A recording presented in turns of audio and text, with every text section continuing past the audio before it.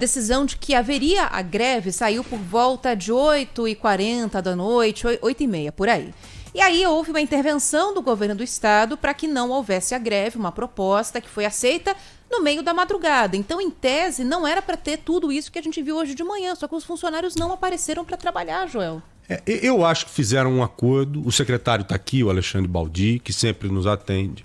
Eu acho que ele entrou num acordo com o sindicato, mas o próprio sindicato deve ter feito isso de propósito, sabe? Olha, vamos dar uma atrasada aí, vamos fazer a Operação Tartaruga para os caras entenderem da força que a gente tem. Vamos deixar o povão jogado, vamos dar uma paralisada ou funcionar devagarzinho para o Estado entender a força que a gente tem. Eu, pelo menos, entendi dessa forma, viu, secretário? O Alexandre Baldi já está aqui conosco, secretário de Transportes Metropolitanos do Estado de São Paulo, para a gente tentar entender melhor o que o Estado está fazendo, primeiro, para evitar daqui para frente um novo problema como esse, né? E segundo, para tentar evitar hoje o problema novamente no final do dia. Então, vamos por partes. Secretário, boa tarde ao senhor, obrigado novamente por conceder a entrevista, não para mim, para Ana Paula, mas para o nosso ouvinte, principalmente, né? O ouvinte que usa o transporte público em especial e se viu hoje em pontos de aglomeração que eu não preciso descrevê-los mais, né? O senhor acredita também que houve esse desentendimento, esse desrespeito com o que foi acordado na segunda e última reunião, hoje pela madrugada? O senhor entende que alguns representantes do sindicato acabaram agindo de má fé, desrespeitando o que foi acordado e jogando o povo naqueles pontos todos de aglomeração, desrespeitando o povo literalmente, secretário? Boa tarde ao senhor. E boa tarde, Joel. Boa tarde, Ana Paula. Boa tarde a todos que participam conosco nessa tarde. Obrigado pela oportunidade de poder esclarecer, né? Vocês, neste dia, prestam um serviço enorme à população que fica completamente perdida. Imagine só, como o seu caso, Joel, que dormiu às 8 horas da noite até às 8h30 da noite. Vai haver greve? Não vai haver greve? Você acorda com as mensagens ou com os veículos de imprensa pelos meios virtuais dizendo que não haverá greve no metrô. Portanto, você vai para o sistema, para a sua estação, certo? Para a utilização do sistema de forma normal e natural. Chega lá, você encontra os portões fechados. Realmente, Joel, eu acredito que houve sim uma falta de respeito, uma falta de responsabilidade, uma falta até de humanidade perante a decisão de fazer a greve. E, sobretudo, de fazer a greve, ontem a decisão ocorrer por volta de 21 horas, para que ela ocorresse hoje, já na terça-feira. Imagine só, o metrô, a CPTM, a MTU, a SP Trans, todo o sistema de mobilidade que é impactado na cidade de São Paulo, são 1.400.000 passageiros que foram transportados ontem, em meio a essa pandemia. Todos participando de um projeto, de um programa de contingência, quer dizer, um programa emergencial para transportarmos essas pessoas. Então, quer dizer, já é difícil contactar as empresas para colocar o programa Paese, para fazer os programas de contingência e para que nós pudéssemos realizar todas as ações necessárias. Então, quer dizer, realmente foi uma falta de respeito. A decisão em cima da hora para o dia seguinte, e quando houve essa decisão, foi quando eu entrei diretamente para falar com o sindicato, para fazer um apelo para que não houvesse a paralisação, para que não houvesse a greve, porque nós não podemos paralisar o transporte público em dia algum. O metrô, sobretudo. Agora, você parar o metrô num dia em meio à pandemia é realmente desleal, é desumano. E quando o sindicato ainda não foi sensível a esse apelo, Joel, eu fiz, Ana Paula, realmente a seguinte proposta: eu aceito fazer um acordo para que nós não prejudiquemos o povo da cidade de São Paulo, para que a gente tenha a operação amanhã funcionando integral e normalmente. Agora, para que a gente possa ter um dia normal. Não tem que ter um plano de contingenciamento mais eficaz para não ficar nas mãos desses caras? Não ficar nas mãos desses representantes de sindicatos, né, que podem jogar o povo novamente nesses pontos todos de aglomeração que vimos, um desrespeito danado. Não tem como fazer um plano de contingenciamento, ou pelo menos deixar um plano mais bem preparado para evitar novamente o que vimos hoje aqui em São Paulo? Joel, essas infelizes situações ocorreram ou incorreram numa questão de que todos esses planos, que são muito bem elaborados, são muito bem feitos, há muitos anos que o metrô, a própria CPTM, a SP Trans, exercem quase que de forma automática, pelo fato de que a decisão pela greve, as quase 21 horas. As tratativas que eu iniciei para que não houvesse a greve. E assim todos nessa expectativa de que então a greve fosse suspensa. Por volta de 22 horas, houve o gesto do sindicato em dizer que caso nós pudéssemos fazer uma imposição deles naquele acordo, eles suspenderiam a greve. Portanto, nesse momento, Joel, todo aquele programa de contingência que ele seria naturalmente colocado hoje, ele foi desarmado, porque o entendimento era que a operação estaria normal. Esse foi o meu pedido. Nós precisamos ter o metrô funcionando em todas as estações, em todas as linhas, amanhã, isso no dia de ontem, às 4h40 até às 0 horas, em todo e qualquer local. E esse foi o compromisso que o sindicato realizou e que, é claro, onde desarmou o sistema Paese, desarmou o plano de contingência e, sobretudo, foi aonde nós buscamos com toda a prioridade, o metrô funcionando. Agora, com esse acordo fechado e a situação normalizada nesse instante, 1h21 da tarde, a volta para casa do trabalhador vai ser tranquila? A gente tem aí a garantia de que vai haver funcionamento normal pelos próximos dias? Bom, excelente pergunta, Ana Paula. Todos aqueles que estão nesse momento nos ouvindo têm essa dúvida de saber, será que eu posso voltar para casa pelo metrô? Sim, você pode voltar. Todas as estações foram abertas até por volta de 8 horas, 8h30 da manhã.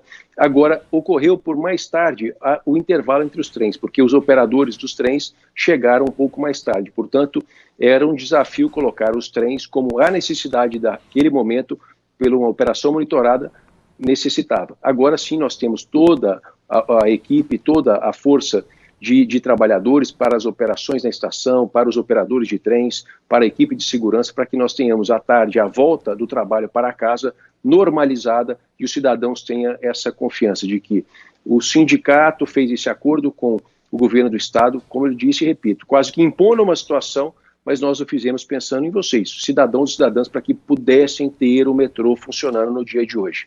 Olha, nesse primeiro momento eu não quero nem ouvir o pleito do sindicato. Eu não me sinto na vontade e nem no conforto de tentar entender o pleito do sindicato. Porque eu entendo que a população de São Paulo, que já é muito sofrida em relação principalmente ao transporte público, foi completamente desrespeitada.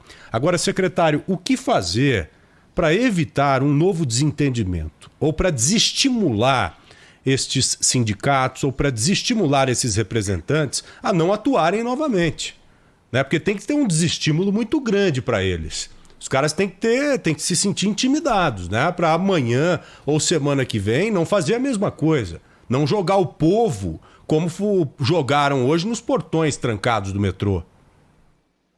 Joel, não tenha dúvida.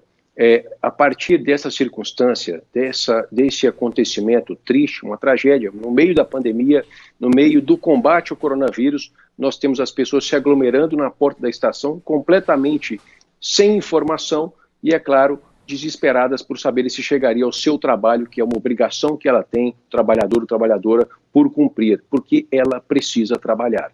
Agora, fica aqui o registro. Qualquer movimento que se faça em mencionar greve ou paralisação, nós já tomamos a decisão. As demissões serão um fato que irão ocorrer. Nós iremos demitir, certo? E esperamos que a justiça possa reiterar essa importância, porque todas as empresas do Brasil passam por dificuldade. Reduziram salários, reduziram benefícios em todos os segmentos do país. Os desempregos, perdemos já 11 milhões e meio de postos de trabalho entre formais e informais em todo o país, e não é diferente aqui no metrô, Joel. Nós precisamos discutir esses benefícios, precisamos discutir até as questões de salários, num momento onde a dificuldade ela é enorme. Nós temos uma crise de saúde, onde temos em torno de 38% de demanda, de número de passageiros do sistema, mas temos que operar muito acima, portanto um custo muito acima da nossa operação, porque temos em determinados horários, como o de pico, uma operação em até 100% da frota que esteja à disposição da sociedade. Então temos uma crise muito expressiva de saúde e do ponto de vista econômico para o setor de transporte, que ela vai precisar sim de ações enérgicas para combatê-la. A gente tem, inclusive, ia entrar nesse ponto já, secretário, acho que a gente pode aproveitar já, Joel, para falar dessa questão do custo e das contas do metrô. A gente falou aqui na Rádio Bandeirantes, há 1,5 semanas, mais ou menos, que o metrô vai adotar um esquema de home office permanente, né, secretário? Com 600 pessoas trabalhando diretamente de casa, são pessoas de áreas de recursos humanos, comunicação, né, área administrativa. E 3 prédios do metrô vão ser devolvidos, um próprio, que deve ser vendido, e 2 que são alugados. Tudo isso prevendo uma economia de milhões de reais assim que tudo isso for concretizado. E essa paralisação, esse problema com o sindicato surgiu após o metrô anunciar que pagaria um valor menor dos salários, né, secretário, de 90%, e isso acabou gerando uma revolta entre os funcionários. A gente tem aqui em mãos também o relato de um empresário que não quis se identificar, mas ele é de uma empresa que fornece mão de obra administrativa para o metrô, secretário. Eu queria que o senhor ouvisse aqui o que ele nos falou a respeito de pagamentos que o metrô deveria ter feito a essa empresa, mas que estão em atraso já há pelo menos 3 meses. Quando chegou no mês de abril, começou a atrasar 30 dias. E simplesmente falam para a gente, olha, você pode aí, oficialmente, né, falar, olha, tem esses créditos em folha, tentar arrumar um empréstimo, uma coisa para não atrasar os funcionários, para não prejudicar o metrô e a empresa não se prejudicar. Então eles sugeriram que vocês fossem atrás de um meio de pagamento alternativo? Sim, tem fornecedores que a gente sabe que fornecem aí produtos, por exemplo, café, coisa do tipo, aí está bem mais tempo atrasado. Tem documento que chega, tem coisa que sai, tem coisa que tem que digitar. Então o mínimo que funciona, teoricamente, para o metroviário poder fazer home office. Esse que é o drama. O metroviário vai para home office e o terceiro, né, fica ralando e sem receber. É uma denúncia grave, secretário. O senhor confirma esse tipo de situação? De fato, o metrô está renegociando ou atrasando pagamentos por uma questão financeira? Bem, Ana Paula, eu vou lhe dizer que entre os meses de março, abril, maio e junho, o metrô cumpriu com as suas obrigações praticamente em dia. Nós fizemos um trabalho desde o dia 1º de janeiro de 2019 até o momento de redução de despesa. Nós concedemos às estações de ônibus que são utilizadas pela SP Trans e eram geridas pelo metrô uma despesa de quase 25 milhões anualmente. Nós, além de acabarmos com a despesa, buscamos outorga e temos uma receita de quase 800 mil reais mensais. Portanto, nós concedemos à Estação Brás, com a CPTM, mais de 30 milhões de outorga e também aumentamos em mais de 26% a nossa perspectiva de receita. Nós fizemos a concessão de todas as estações da linha 2 verde há praticamente 2 semanas, mais de 10 milhões de outorga e uma redução também muito importante de despesa, com quase 30% de aumento da receita que vai ser realizada com essa concessão. Portanto, esse é um dos pontos que nós estamos fazendo com o teletrabalho, certo? A extinção de 3 dos 4 prédios, que reduz o efetivo, é claro, que reduz os custos de energia, de todos os insumos que são utilizados, mas sem dúvida alguma é ainda parte de um trabalho que vem sendo feito e que está muito longe de acabar, de redução de despesa, de otimização de processo e principalmente de uma busca por uma gestão cada vez mais eficiente, para que o metrô pudesse realizar investimento. Quando iniciamos a pandemia, todas essas ações promoveram um caixa de 350 milhões de reais. Esse caixa foi o suficiente para que nós suportássemos a crise até meados de julho, até o meio de julho, praticamente 3 meses sem pedir aporte ao governo do estado ou qualquer fonte externa que fosse possível em ajudar o metrô a cumprir as obrigações. Agora, em julho, já no fim de junho para o mês de julho, nós passamos a ter dificuldades para poder cumprir essas obrigações, pagar fornecedores, sejam fornecedores, né, de serviços, de obras, ou mesmo os próprios trabalhadores, que foi pago 90% da folha, os 10% serão pagos uma semana depois. Quer dizer, a folha vence dia 30, foi fechada dia 23, até o dia 7 deverá ser totalmente, integralmente paga, mas sem dúvida alguma são dificuldades muito grandes e que enquanto a demanda não aumentar, a volta de passageiros ela não se normalizar, as lojas que são concessões, que são fruto de receitas importantes como shoppings, como todo o setor de alimentação e comércio nas estações também eles retomarem integralmente as atividades, são receitas muito importantes que são perdidas e os custos, é claro, nós não conseguimos reduzi-lo da forma que é a demanda, porque precisamos de uma operação muito acima daquilo que é a demanda pelo fato do combate ao coronavírus. O senhor disse aí em concessão, já aproveitando essa palavra e fazendo uma ligação para privatização. Hoje nós vimos que as linhas 4 e 5, que são privatizadas, elas funcionaram normalmente, diferente das outras linhas que foram paralisadas por essa atitude irresponsável que acabamos de colocar. O processo de privatização, com esse exemplo de hoje, ele ganha força no estado de São Paulo? Ele ganha força por parte do governo que se sente estimulado em privatizar as outras linhas do metrô? Joel, todo esse processo de governança, de correção de pontos de contabilidade, de cada vez mais uma gestão eficiente e transparente, trazendo auditorias independentes, são realmente passos necessários para que a gente torne o metrô uma empresa transparente, uma empresa equilibrada e possa ser, assim, uma decisão de que o Estado vá se fazer com a empresa no futuro. Até para se privatizar, tem que se organizar a empresa, tem que se estruturar a empresa do ponto de vista operacional e financeiro, estabelecer metas de gestão, como é uma empresa privada, para que aquele que vai ser o vencedor da licitação e uma eventual concessão nesta questão da privatização, ele possa ter, claro, a capacidade de exploração e também a capacidade e a transparência do que ele pode estar vencendo. Por isso, todos estes pontos são muito importantes para que a gente possa, então, no futuro decidir se vale a pena fazer a concessão do metrô ou, se não, da forma que nós deixarmos a empresa com uma boa gestão, com a capacidade realmente de ser eficiente e competitiva, continuar pelo Estado. Mas, sem dúvida alguma, que esse ato do Sindicato dos Metroviários, ele mais prejudica o metrô do que contribui e faz com que a sociedade nos cobre. Isso a gente vê uma menção na imprensa, através de vocês, veículos de comunicação, nas redes sociais, pedindo pela privatização. Portanto, ele enfraquece esse trabalho de uma empresa que é tão respeitada, que um serviço que é tão bem quisto pelo cidadão paulistano, pelo fato de que o Sindicato dos Metroviários prejudicou a população em virtude de uma situação egoísta e, é claro, de um benefício pessoal. Secretário, a gente já pode falar que há um déficit nas contas do metrô? Há o risco de que algum tipo de serviço, obra, manutenção, enfim, seja interrompido por esse aperto nas contas do mês passado para cá? Sim, Ana Paula, nós podemos falar. Esse déficit ele vem ocorrendo desde março, quando mencionei que havíamos esse caixa bem robusto para poder passar um período da pandemia.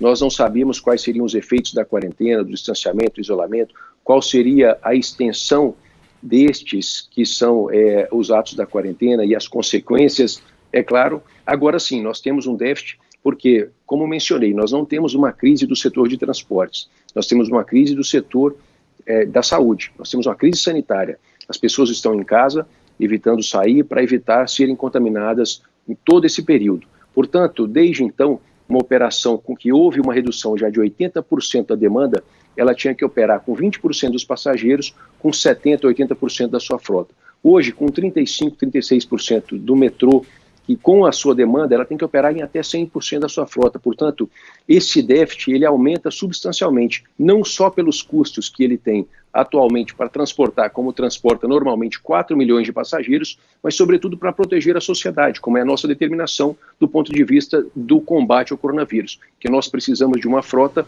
muito acima daquilo que é a demanda de cada dia nos dias de hoje em meio à pandemia. E sobre as interrupções, o que a gente pode ter de problemas em relação a isso, secretário?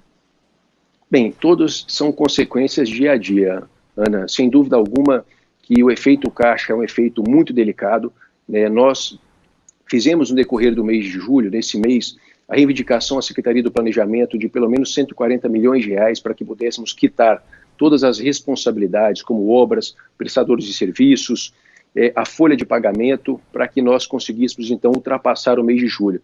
A Secretaria de Planejamento somente autorizou 50 milhões de reais, quer dizer, quase um terço daquilo que era necessário para cumprir as obrigações que estão em atraso ou que estariam em atraso no decorrer deste mês de julho. Já estamos finalizando o mês e é realmente uma preocupação comprometer, por exemplo, o contrato de limpeza. Nós temos feito um grande trabalho de limpeza e os custos aumentaram bastante, porque temos que higienizar as superfícies onde as pessoas tocam, onde as pessoas sentam, várias vezes ao dia, o que não era um fato anteriormente à pandemia. Reposição de material de higiene pessoal de banheiros sanitários ocorrem várias vezes ao dia. A limpeza das estações, para que a gente possa combater com efetividade, com eficiência o novo coronavírus. Portanto, é realmente uma grande preocupação, e assim como também as obras da estação Jardim Colonial, lá na linha 15, na Zona Leste, e outras que estão ocorrendo, que nós temos tido dificuldade em pagar, em arcar com esses compromissos, assim como também prestadores de serviços, que eu não sei qual é o caso que houve essa reivindicação, mas temos sim preocupação por cumprir todos esses compromissos e, é claro, manter as empresas funcionando. É claro que as medidas provisórias do governo federal permitiram redução de 70% de salários de empresas privadas, redução de vários pontos e aspectos de uma empresa para que ela pudesse passar essa crise. O setor público não pôde fazer isso. Portanto, nós temos sempre trabalhado com os fornecedores para que eles exerçam na plenitude o que essas medidas provisórias pudessem realizar. Ele reduzir 70% da sua folha de pagamento, onde o governo ajudaria a complementar, não pagar a questão do FGTS e outras várias medidas.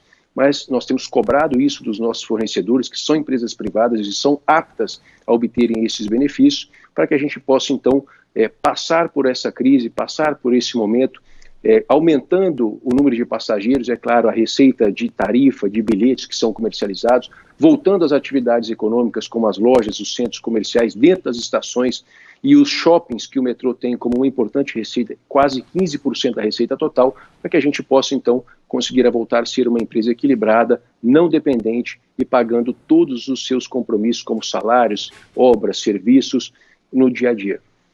Secretário, de acordo com os números aí, quantos passageiros ficaram sem o transporte nas primeiras horas do dia via metrô? O senhor vem acompanhando, é claro, a sua equipe vem acompanhando quantos passageiros são transportados diariamente pelo metrô em São Paulo e qual foi esse número aproximado ou preciso de hoje de manhã? Joel, nós temos uma avaliação de que ontem temos mais de 1.400.000 passageiros que foram transportados. Aí nós estamos fazendo uma avaliação hora a hora, de acordo com o funcionamento da estação, de cada linha, para que a gente possa ter de forma precisa, certo? Para que a gente informe entre 4h40 e 7h30 ou até 9h30, quando nós obtivemos as estações abertas, os trens operando de forma que os intervalos pudessem ser normalizados, para saber e te informar o número correto de quantas dezenas de milhares ou centenas de milhares de pessoas foram prejudicadas nessa manhã por esse ato descabido, irresponsável e desumano do Sindicato dos Metroviários. Talvez um número próximo a 1 milhão de pessoas. Algo é muito nesse possível, sentido. Porque uma boa parte do horário de pico a gente ficou sem o metrô, né? As estações começaram a ser reabertas às 6h15, por aí, as né? primeiras, né? Algumas outras. Jabaquara, 6h45. Foi uma das últimas, exatamente. Então, aproximadamente 1 milhão de pessoas foram desrespeitadas hoje pela manhã aqui em São Paulo. Foram jogadas para outros modais, né? Porque não dá para voltar para casa e simplesmente ligar para o patrão e falar, não vou trabalhar hoje. Tem que chegar. Tem que chegar. Tem que chegar de alguma forma. Agora só Deus sabe como tantas dessas pessoas chegaram nos seus respectivos destinos. Bom, secretário Alexandre Baldi, mais uma vez, muito obrigado pela atenção com o Bora Brasil e conte sempre conosco, tá bom, secretário? Obrigado, Joel. Obrigado, Ana Paula. Obrigado a todos vocês que participaram conosco do Bora Brasil. E muito importante nós reiterarmos, Joel e Ana Paula, o metrô vai funcionar normalmente nessa tarde da terça-feira, dia 28 de julho, e reafirmamos que o nosso compromisso é que esteja funcionando normalmente pelos próximos dias, para que a gente consiga atender a população com isso que é o maior sistema de transporte de massa de pessoas do nosso país. Muito obrigado e uma boa tarde. Secretário, rapidinho só, que tem chegado muita mensagem de ouvinte aqui, só para a gente Fique à deixar vontade. claro. Reajuste de tarifa do metrô, tem alguma previsão diante dessa crise toda que o metrô vem enfrentando? Não, Ana Paula, não é colocada pelo governador João Dória reajustar as tarifas. Nós temos incrementado aquela tarifa para as pessoas que são desempregadas, certo? Que possam ser atendidas nesse momento que elas vão procurar emprego. É um benefício que a estrutura, né, de transporte do governo do estado provê aos cidadãos, que, como eu mencionei, são 11 milhões de pessoas que no decorrer desse período perderam de forma formal ou informal a sua oportunidade de trabalho, e que aqueles que consigam comprovar, eles têm o benefício de não pagar o bilhete para terem a oportunidade de buscar o seu trabalho e sua oportunidade de emprego novamente. Tá louco, só faltava essa também. Já pensou reajustar mas tem que perguntar, o metrô? né? Claro, porque recentemente não reajustaram a energia elétrica. E a água também. Energia e água mais caras, né? Para reajustar o metrô, o transporte público, é verdade. Não custa muito, não. Mas, secretário, muito obrigado. Agora viu? sim, muito obrigada. Um grande abraço ao senhor. Obrigado, Joel. Obrigado, Ana Paula. Um abraço a vocês. Uma boa tarde a todos que participaram conosco do Bora Brasil.